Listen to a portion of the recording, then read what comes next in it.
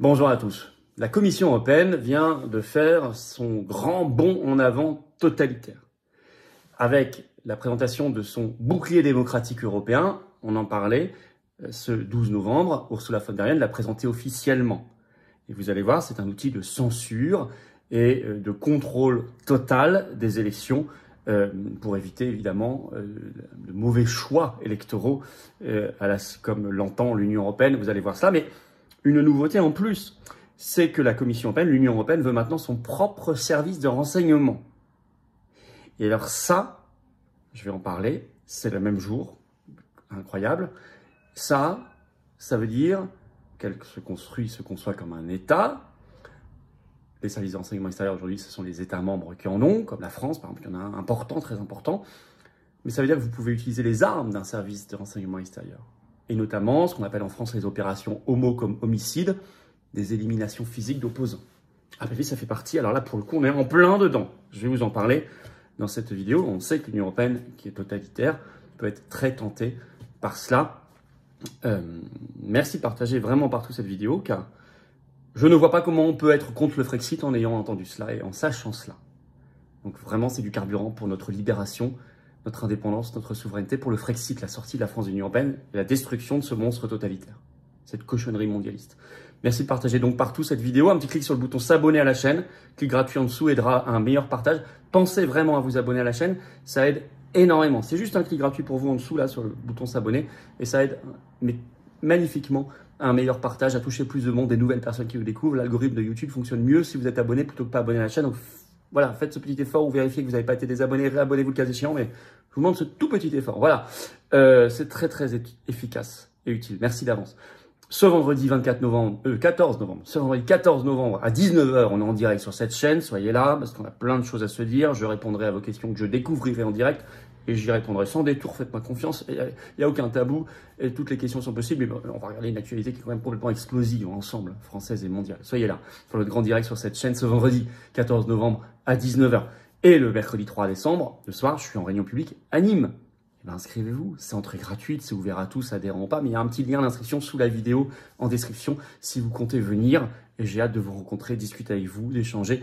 Il suffit de s'inscrire, c'est gratuit. Pensez à vous inscrire pour nous aider à organiser. Je rappelle à ceux qui sont particulièrement en Ile-de-France, si vous souhaitez rejoindre la magnifique équipe des bénévoles, et en tout cas vous portez candidat, écrivez à bénévole, sans accent, sans S, BENEVOLE, @les-patriotes.fr pour soumettre votre proposition. Vous allez voir, c'est formidable d'être bénévole, notamment pour les manifestations, et vous rencontrez des gens formidables. N'hésitez pas à être candidat. Je vous attends, patriotes. Voilà. Le combat contre ce monstre totalitaire, il se mène ensemble, et ici, vous avez le plus grand mouvement souverainiste de France. Le plus grand mouvement de résistance de France. Hier, on était sous les fenêtres, hier soir, sous les fenêtres de la ministre de la Santé, dans un magnifique rassemblement.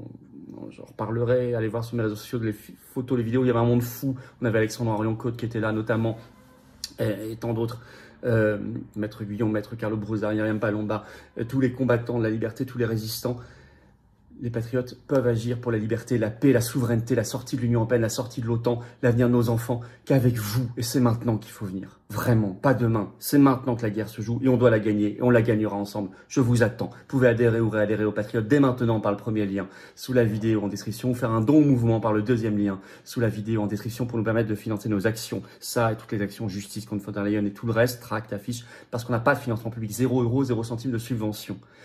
Vous venez, vous rencontrez des gens formidables, vous vous battez pour des belles valeurs, ou vous êtes donateur, vous aidez à faire des choses concrètes, sinon on ne peut pas les faire. Les liens pour adhérer, réadhérer, faire un don sont aussi sur le site les-patriotes.fr, bien sûr. Et tout ça, au passage, fera baisser vos impôts. Je rappelle qu'il y a 2 tiers de défiscalisation pour vous sur chaque adhésion, réadhésion ou don aux patriotes. 2 tiers de défiscalisation pour vous. Profitez-en. Bravo aux donateurs et aux réadhérents. Bienvenue aux nouveaux adhérents patriotes. On y va.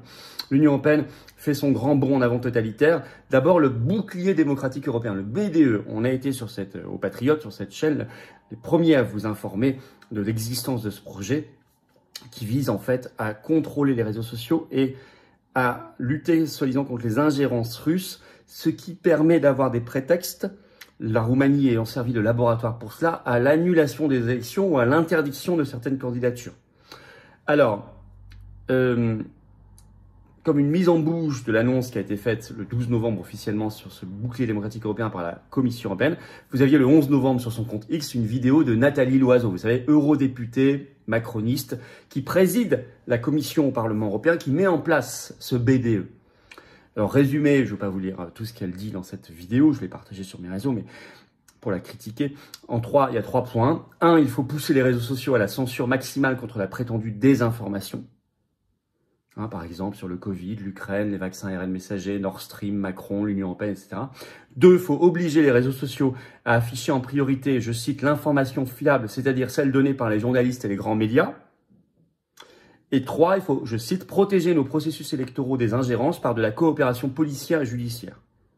Ça veut dire annulation à la roumaine, si nécessaire. Alors, donc, dépêche AFP, ce 12 novembre, je cite, l'Union européenne présente son bouclier démocratique européen contre la falsification des faits. Je vous cite un extrait de la dépêche. La Commission européenne a dévoilé ce 12 novembre un ensemble de mesures pour lutter contre la guerre d'influence menée par Moscou, une initiative largement saluée.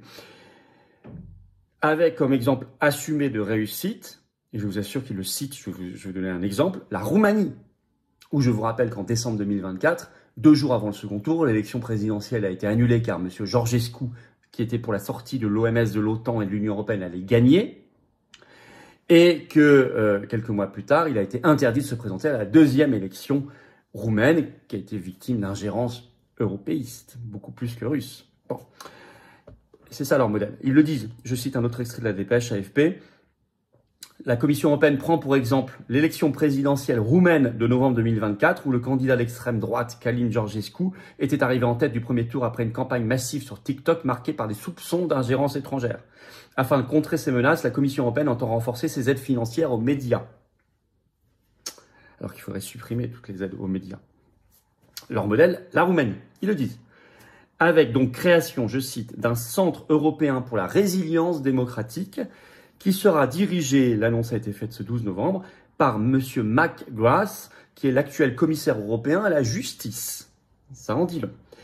Et ils écrivent, dans cette dépêche, ils disent, je cite, « Les processus électoraux doivent être considérés comme des infrastructures critiques ». Un article d'Euractiv en parle ce 11 novembre, je cite, « Ce nouveau centre donc pour la résilience démocratique, est présenté comme une plateforme destinée à favoriser la coopération entre l'UE elle-même et les États afin de repousser les attaques qui utilisent de multiples techniques et canaux en ligne pour amplifier leur impact. L'objectif de ce centre est d'anticiper et de lutter contre la désinformation. Le document de la Commission européenne cite directement la Russie, expliquant qu'elle intensifie ses attaques hybrides et mène une bataille d'influence contre l'Europe. Le projet ne précise ni le budget ni le calendrier de mise en place de ce centre. L'idée avait été évoquée pour la première fois par Ursula von der Leyen lors de son discours sur l'état de l'Union en septembre. Et elle figure parmi les demandes du Parlement européen, notamment de sa commission spéciale sur le bouclier démocratique européen, celle présidée par Nathalie Loiseau. Des centres similaires existent déjà dans certains pays de l'UE comme Viginum en France. On a déjà fait une vidéo sur Viginum, qui est un instrument de censure et de fliquage. Là, ils veulent le faire au niveau de l'Union européenne. Alors, par ailleurs, ils annoncent, je cite, la création d'un réseau européen indépendant de vérificateurs de faits, des fact-checkers. Donc là, maintenant, vous allez avoir des fact-checkers européistes, pilotés directement par Bruxelles.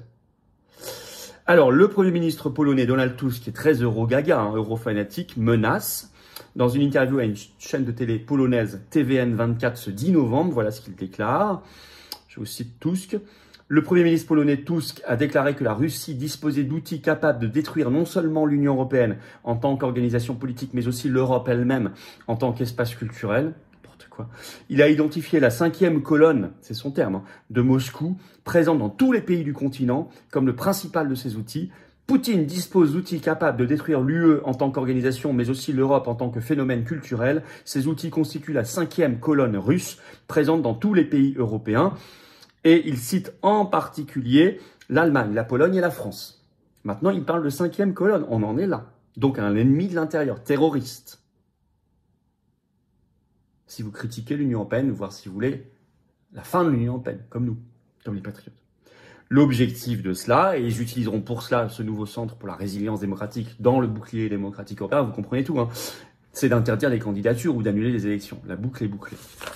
Alors, il parle aussi de ce service de renseignement européen. Alors ça peut être potentiellement gravissime.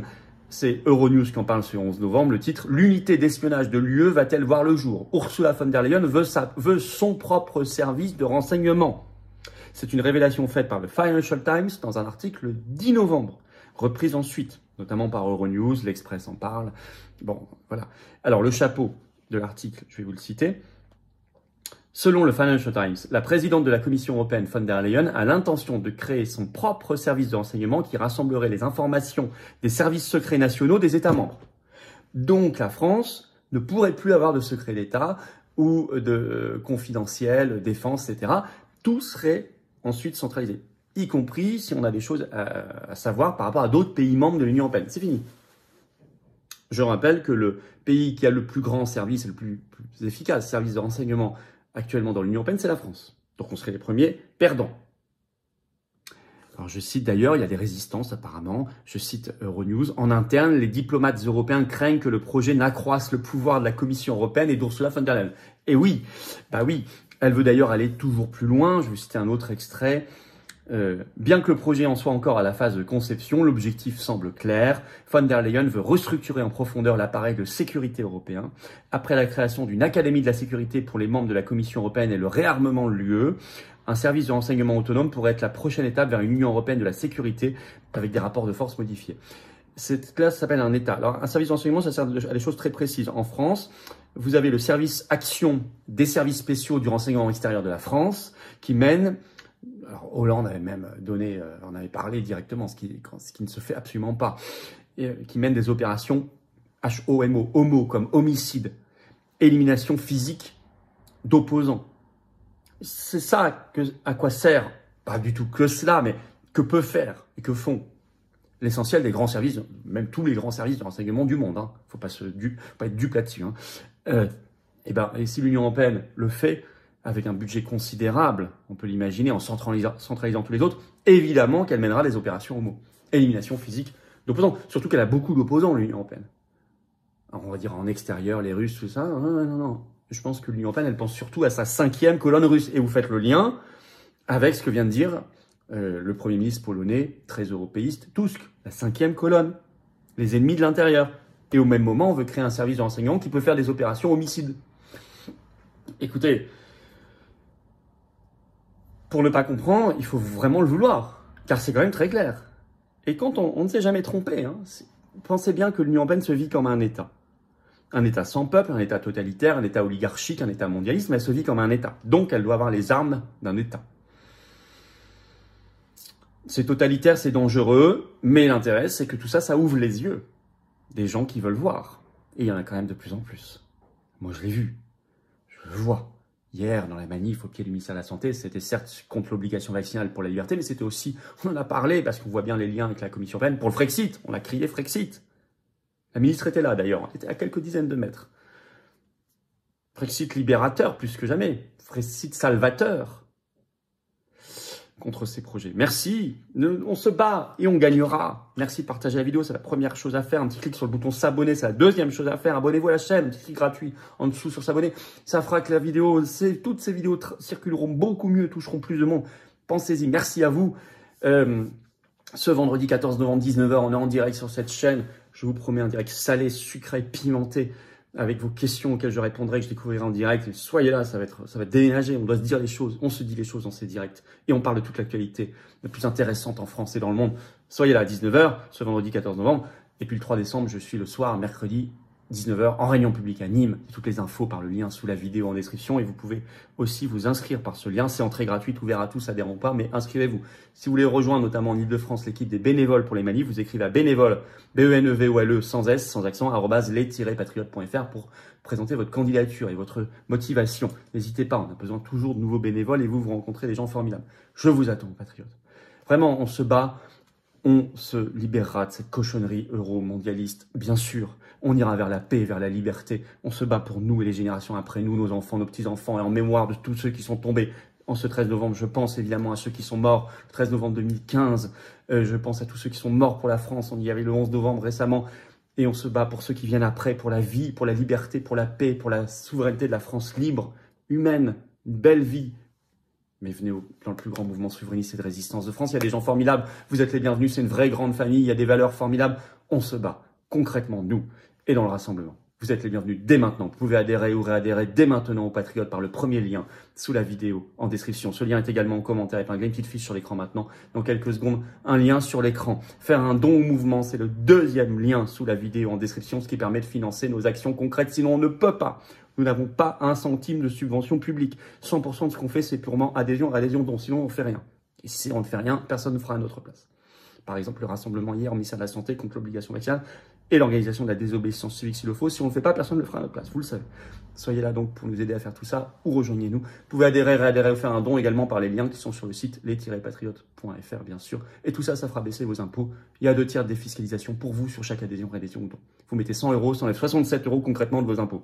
Profitez-en. Vous faites 300 € d'adhésion ou don, ça fait 200 € d'impôts en moins pour vous. Vous mettez 30 €, ça enlève 20 €, etc. Bravo aux donateurs et aux réadhérents, bienvenue aux nouveaux adhérents patriotes. Vive la France!